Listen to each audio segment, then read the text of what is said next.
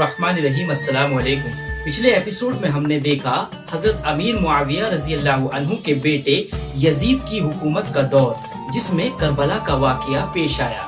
اس کے علاوہ ہم نے جانا حضرت عبداللہ بن زبیر کی حکومت اور اس کے بعد مروان بن حکم کی حکومت، جو کہ صرف 9 مہینے ہی رہ سکی۔ مروان بن حکم کے مرنے کے بعد اس کا بیٹا عبد الملک بن مروان تخت پر بیٹھتا ہے۔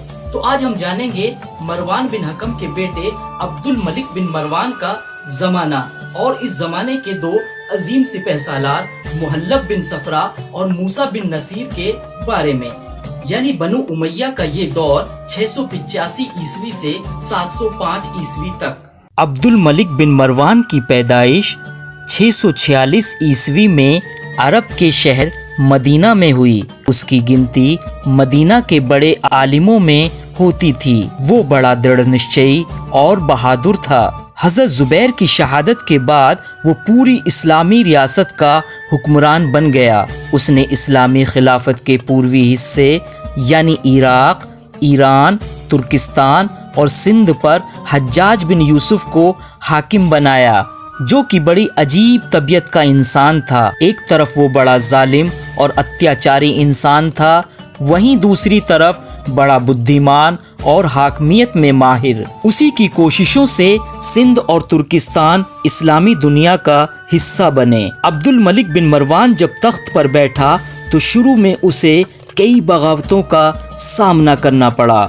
ان میں خوارزم کی بغاوت، جس کا سینٹر عراق اور ایران تھا، سب سے زیادہ خطرناک تھا۔ یہ بغاوتیں کئی سال جاری رہیں اور آخر میں محلب بن ابی صفرا کی کوششوں سے، جو کہ اپنے وقت کا سب سے بڑا سپہ سالار تھا، یہ بغاوتیں کچل دی گئیں، جس سے پوری سلطنت میں شانتی قائم ہو گئی۔ اسی طرح اتری افریقہ میں بربر واسی بار بار باغی ہو جاتے تھے۔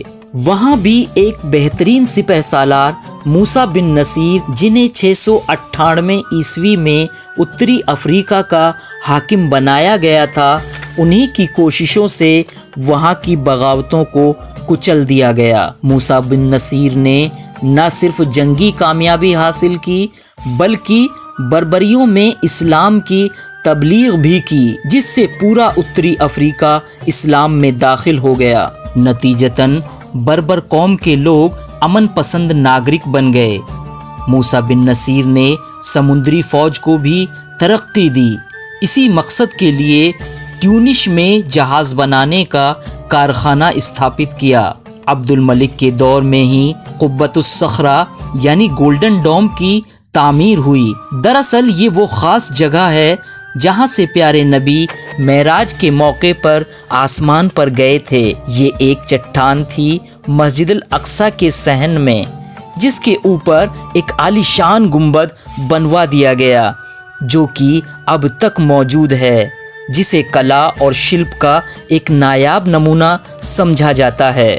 عبد الملک کا زمانہ 2 چیزوں سے بہت مشہور ہے۔ پہلی چیز، دفتروں کا کام جو استھانی زبان میں ہوتا تھا، اسے عربی بھاشا میں کرنے کا حکم دے دیا۔ دوسری چیز، اس زمانے میں رومی سکوں کا زیادہ پرچلن تھا۔ حالانکہ حضرت عمر کے زمانے میں اسلامی سکے بننے لگے تھے، لیکن یہ سنکھیا میں بہت کم تھے۔ عبد الملک نے کوفہ اور دمشق میں بڑی بڑی ٹکسالیں قائم کر دیں، جہاں روزانہ لاکھوں سکے ڈھل کر تیار ہونے لگے۔ عبد الملک کے زمانے میں مسلمانوں کو فتوحات ملکی بھی حاصل ہوئی اور اندرونی خدشے بھی ایک ایک کر کے سب مٹ گئے۔ اس کے زمانے میں جو کام انجام دیے گئے، اس اعتبار سے اس کا شمار نامور اور کامیاب خلفاء میں ہوتا ہے۔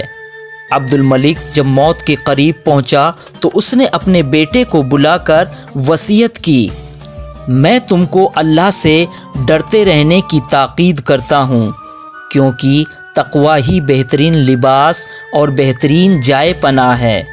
تمہارے بڑوں کو چاہیے کہ چھوٹوں پر شفقت کریں، اور چھوٹوں کو چاہیے بڑوں سے ادب اور تعظیم کے ساتھ پیش آئیں۔ مسلمانوں کی رائے اور مشورے کی ہمیشہ قدر کرنا اور ان کی مخالفت سے بچنا، क्योंकि ये वही जबड़े हैं जिनसे तुम चबाते हो और ये वही दांत हैं जिनसे तुम तोड़ते हो।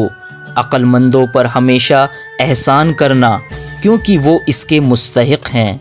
इसके बाद अब्दुल मलिक बिन मरवान बीमारी की गिरफ्त में आ जाता है और सन 705 ईस्वी में इस दुनिया फानी से रुखसत हो जाता है। अब्दुल मलिक के मरने के बाद 705 ईस्वी में उसका बेटा वलीद बिन अब्दुल मलिक तख्त नशीन होता है।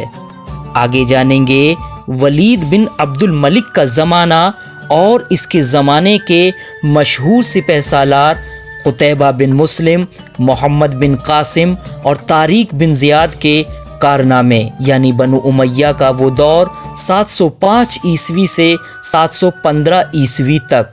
दूसरों तक इस वीडियो को पहुंचाने के लिए लाइक और शेयर करें। चैनल को सब्सक्राइब करने के बाद घंटी का बटन दबाएं ताकि आने वाली हर वीडियो आप तक पहुंचती रहे।